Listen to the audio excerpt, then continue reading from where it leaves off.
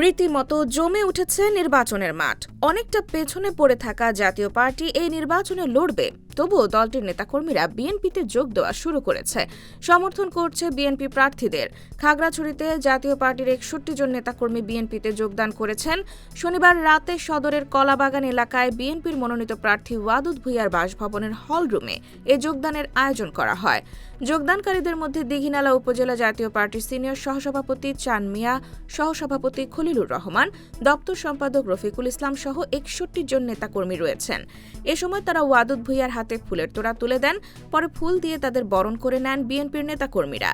এ সময় সদ্য যোগ দেওয়া দীঘিনালা উপজেলার জাতীয় পার্টির সিনিয়র সহসভাপতি চান মিয়া বলেন, ধানের শীষের মনোনীত প্রার্থী ওয়াদুদ ভূঁইয়া 2001 থেকে 2006 পর্যন্ত সংসদ সদস্য হিসেবে দায়িত্ব পালন করেছেন। তিনি তখন আমাদের এলাকায় সড়ক নির্মাণ সহ বিভিন্ন উন্নয়নমূলক কাজ করেছেন, তাই আমরা আজ বিএনপিতে যোগ দিয়েছি। যোগদানের বিষয়ে জানতে চাইলে জাতীয় পার্টি খাগড়াছড়ি জেলা কমিটির সাধারণ সম্পাদক মিথিলা রোয়াজা বলেন, কয়েকজন দল পরিবর্তন করতেই পারে, তারা কেউ গুরুত্বপূর্ণ পদে ছিল না, ফলে এতে আসন্ন নির্বাচনে কোনো প্রভাব পড়বে না।